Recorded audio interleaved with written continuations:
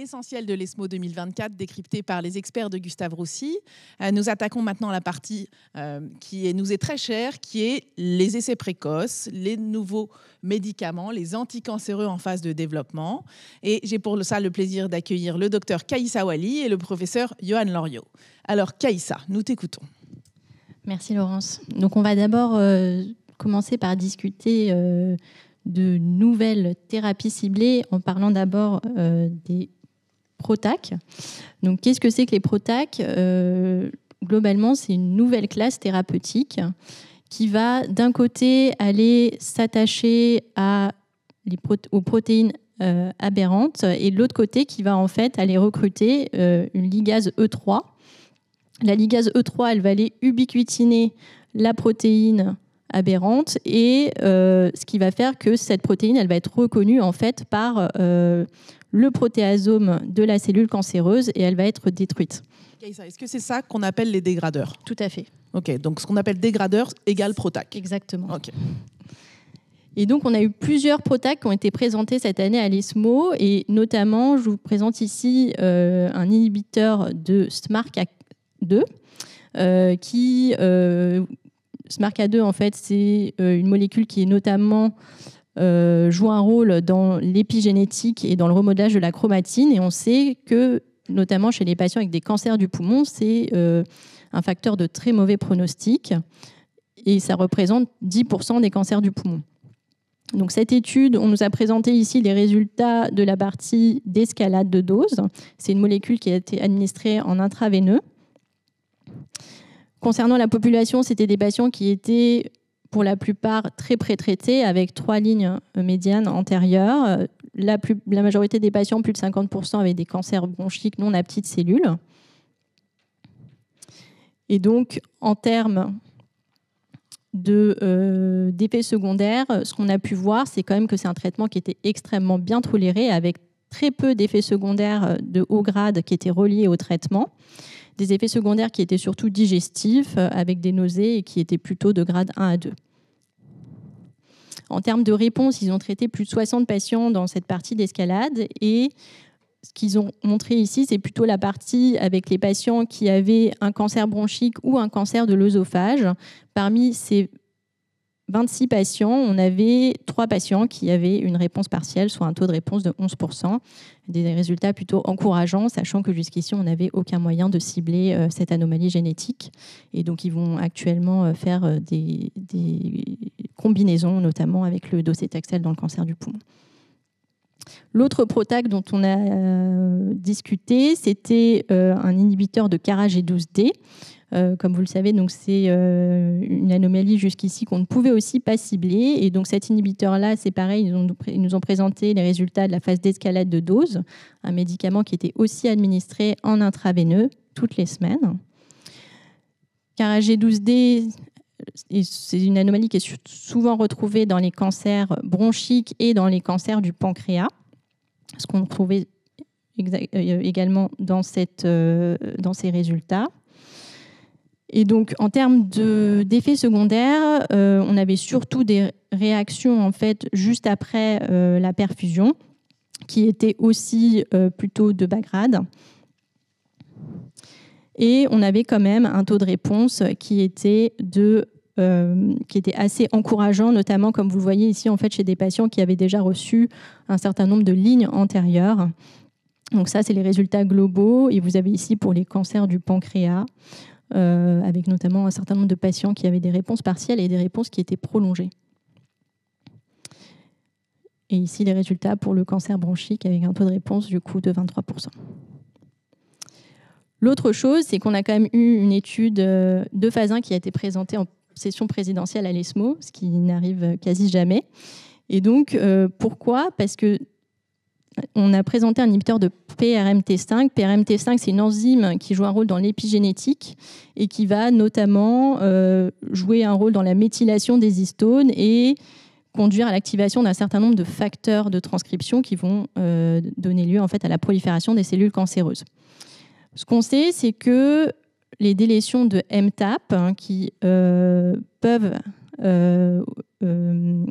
qu'on peut retrouver dans certains types de cancers, Ces délétions-là, elles vont donner lieu en fait à une accumulation du substrat qui s'appelle MTA. Et ce substrat MTA, en fait, il a une homologie avec le substrat de l'enzyme PRMT5, ce qui va donner lieu en fait à une inhibition partielle de cette enzyme. Le fait de rajouter un inhibiteur spécifique de PRMT5 va donner lieu en fait à une inhibition complète de cette enzyme, et ce qui va donner lieu en fait à une mort cellulaire. Il y a eu, avant cette étude, d'autres inhibiteurs de PRMT5 qui avaient été évalués, mais qui n'avaient pas pu poursuivre leur développement en raison en fait, d'effets secondaires assez importants, notamment des toxicités hématologiques qui étaient limitantes. Et comme vous pouvez le voir là sur la droite, c'est une anomalie qui est retrouvée assez fréquemment dans certains types de cancers, avec notamment des tumeurs cérébrales où on peut retrouver jusqu'à 40% de perte de MTAP, et qui peut aussi être retrouvée dans d'autres cancers de mauvais pronostic, comme le cancer du pancréas ou le mésothéliome. Et donc, c'était une étude dont les premiers résultats qui ont été présentés étaient ceux de l'escalade de dose. Les patients étaient pour la majorité très pré-traités, avaient reçu plus de 4 lignes de traitement antérieures. On avait surtout des patients avec des cancers du pancréas et des cancers bronchiques. En termes d'effets secondaires, contrairement aux autres inhibiteurs de PRMT5, on avait donc beaucoup moins d'effets secondaires hématologiques, avec surtout plutôt des effets digestifs, et qui étaient plutôt pour la plupart de grade 1 ou 2. Et en termes d'efficacité, on avait quand même un certain nombre de réponses partielles chez des patients, comme vous l'avez vu, qui étaient très pré-traités, parfois avec des cancers de très mauvais pronostic, comme les cancers du pancréas, donc des résultats très encourageants. Alors, avant de passer aux ADC, est-ce que tu penses qu'on a un biomarqueur pour cette nouvelle molécule ? Tu nous as montré qu'il y avait un rationnel dans plusieurs modèles de tumeurs.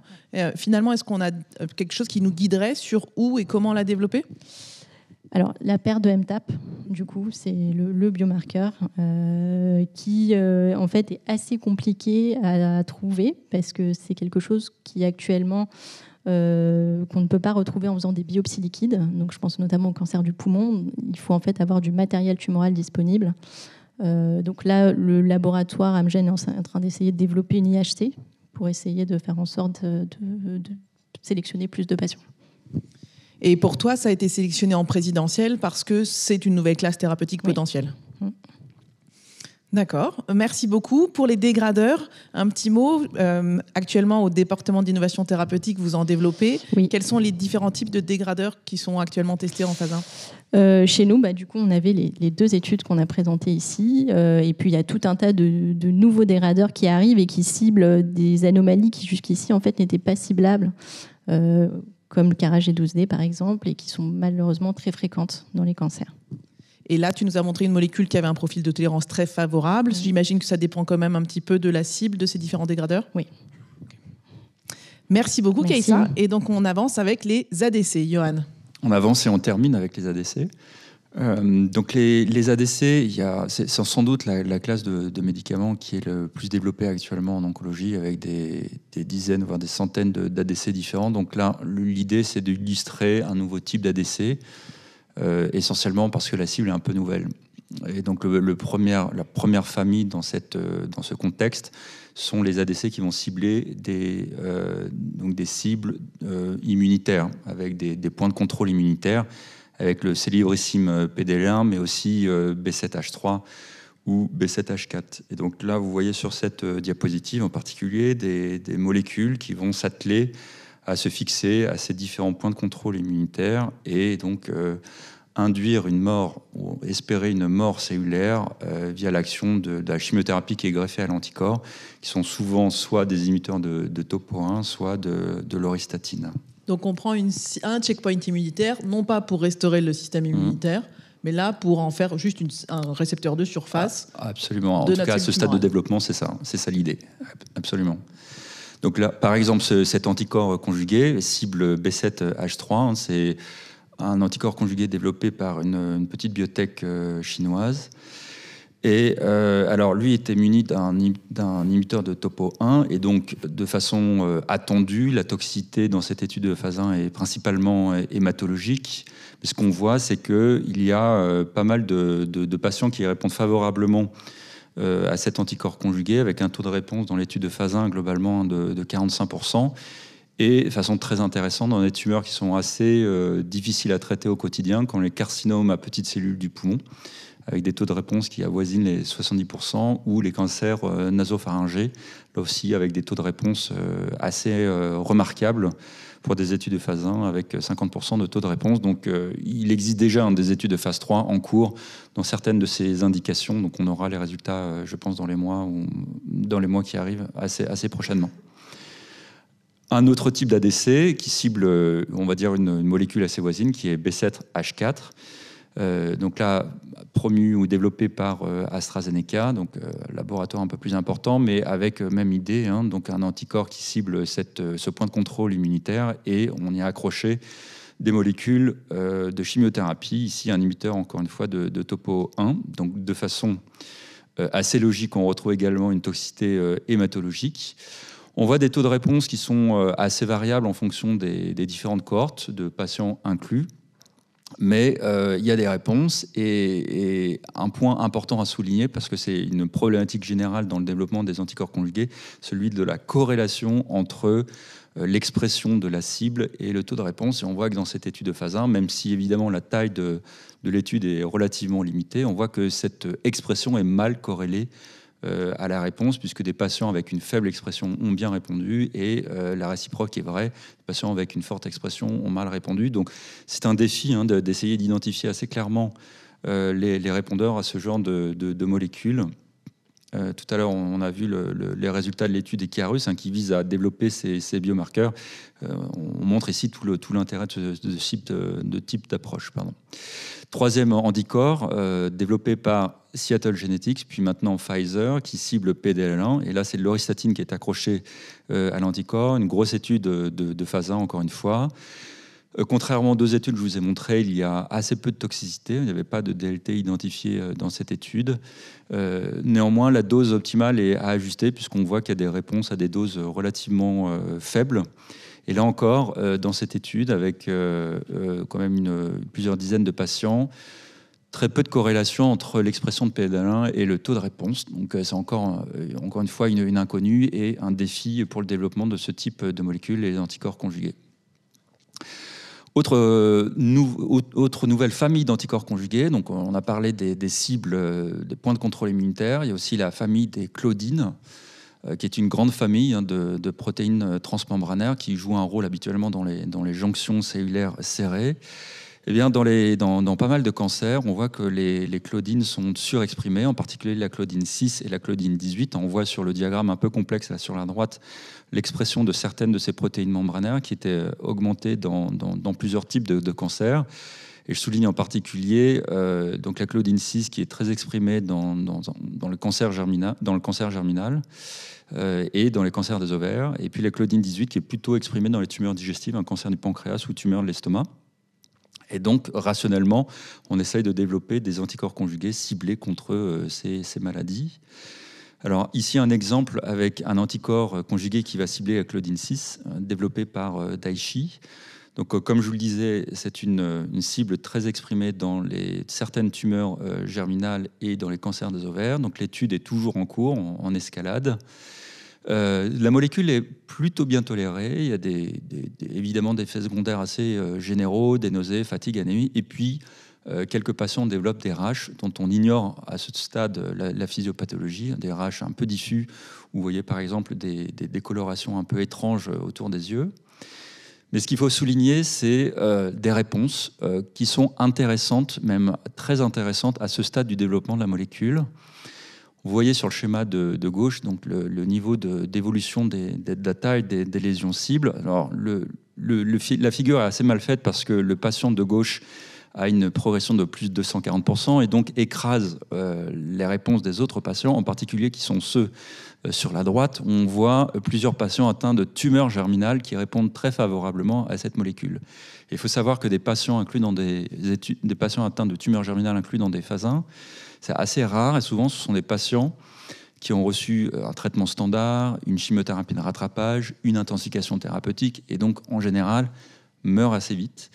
Et on voit que ces patients ont pu avoir une réponse objective. Et quand on voit à droite l'évolution des marqueurs tumoraux, c'est assez parlant. Un certain patient avait 30 000, 50 000, 100 000 d'HCG, donc énorme. Et vous voyez qu'après quelques semaines de traitement, on a une normalisation prolongée de ces marqueurs. Donc c'est, je pense, assez significatif. À ce stade du développement de la molécule, la dose optimale est encore pas très très claire, donc nécessite quelques ajustements, mais c'est, je pense, une étude vraiment importante pour ces tumeurs rares que constituent par exemple les tumeurs germinales. Pour les claudines 6, eh bien, on a différents types de molécules qui sont développées. On a les anticorps conjugués, on a aussi des anticorps bispécifiques, des anticorps monoclonaux, et puis aussi des carticelles. Et donc, on avait cette étude qui a débuté il y a quelques années et rapportée à l'ACER il y a 2 ans, qui évalue des carticelles dirigées contre la claudine 6, en particulier dans le cancer des ovaires et puis dans les cancers des testicules. Cette étude est toujours en cours avec plusieurs niveaux de dose et aussi avec une combinaison avec un vaccin à base d'ARN messager qui vise à surexprimer la claudine 6. On voit qu'il y a des réponses en bas à gauche et surtout que le fait de rajouter le vaccin permet d'augmenter la persistance des cellules T modifiées. Donc on a un impact pharmacodynamique assez mesurable de ce vaccin. La question est... Est-ce que je peux revenir en arrière? Oui. Voilà. La question quand même importante à ce stade, c'est qu'on voit des réponses, mais est-ce qu'elles sont très durables? Pour l'instant, on n'est pas complètement convaincu. Donc il y a encore un petit peu d'optimisation à faire, même si une première approche qui est celle de la combinaison avec les vaccins est plutôt satisfaisante. Enfin, autre et dernière étude, un anticorps conjugué qui va cibler une autre claudine, la claudine 18. Donc toujours même système, un anticorps conjugué à qui on a donc avec un inhibiteur de topoisomérase greffé donc à l'anticorps. On voit ici une étude de phase 1 avec plusieurs types de tumeurs, mais surtout cancer de l'estomac et de la jonction, avec des réponses importantes chez ces patients, encore une fois, qui sont très avancés dans la maladie. Le problème, comme souvent aussi avec les anticorps conjugués, ça peut être les effets secondaires. Et on voit ici qu'avec cette molécule, on a 50% de patients qui développent des toxicités de grade 3 ou plus. Donc il y a clairement un enjeu sur la gestion des effets secondaires aussi avec les anticorps conjugués. C'est vrai que celui-ci, mais c'est vrai de façon générale avec les anticorps conjugués. Donc, en résumé, pour l'ESMO, on a un développement de molécules avec de nouveaux mécanismes d'action. Kajsa a montré ces dégradeurs de protéines. Et il y a une optimisation à réaliser parce qu'on a des réponses cliniques encourageantes, mais pour l'instant qui restent encore un peu limitées. Mais ça nécessite de bien comprendre le mécanisme d'action de ces molécules pour essayer d'induire des réponses peut-être plus fréquentes et plus durables. On voit qu'il y a une seconde génération d'inhibiteurs de Keras qui arrive. Peut-être les premières molécules épigénétiques, en tout cas on a des données qui sont quand même très encourageantes, et puis on a évidemment toute la poursuite du développement des anticorps conjugués, avec en particulier durant l'ESMO des nouvelles molécules qui ciblent de nouvelles cibles. Merci beaucoup, Johan. Alors, ta présentation fait écho à la présentation du comité de pathologie gynécologique, où effectivement la claudine avait commencé à être évoquée. Si c'est un marqueur de surface qui est impliqué dans les jonctions entre les cellules, de jonctions serrées, ça veut dire que c'est pour des pathologies qui ont gardé un phénotype épithélial, et tout ce qui est différenciation mésenchymateuse, ça ne marcherait pas? Comme je le disais, on ne sait pas très bien si le niveau d'expression est corrélé à la réponse. Peut-être que, en fait, plus que l'aspect de la cellule, c'est peut-être la biologie du marqueur, du récepteur qui est important, et la façon dont il est internalisé, par exemple, dans la cellule, est peut-être plus pertinent. Le trafic et le recyclage de la cible dans la cellule est sans doute une voie vers laquelle il faut s'orienter, plus que l'expression membranaire et donc peut-être la différenciation, le phénotype de la cellule elle-même. Et la deuxième question, c'est sur la durée de réponse. Alors bien sûr, là, on est sur des données de phase 1, donc on est plutôt en train de chercher une preuve du concept. Mais est-ce que tu as l'impression que ce sont des stratégies thérapeutiques qui se maintiennent dans le temps, dans leur efficacité ? En monothérapie, c'est vrai que tout est variable, mais le message général, c'est quand même qu'on a une résistance secondaire qui apparaît au bout de quelques mois, dans pas mal d'études, soit dans les phases 2, phase 3 ou même les phases 1, c'est aux alentours de 8-9 mois en monothérapie. C'est très variable, mais il y a quand même un trait commun. Donc on ne sait pas si c'est lié à une perte d'expression. Dans l'étude d'ESI, avec le trastuzumab deruxtecan, 2/3 des patients perdaient HER2 au moment de la résistance secondaire. Est-ce que c'est lié justement à un remodelage du stroma qui empêche l'anticorps finalement de bien pénétrer la métastase? Est-ce que c'est lié à une insensibilité acquise des cellules tumorales à la chimiothérapie? Ça, on ne le sait pas en fait.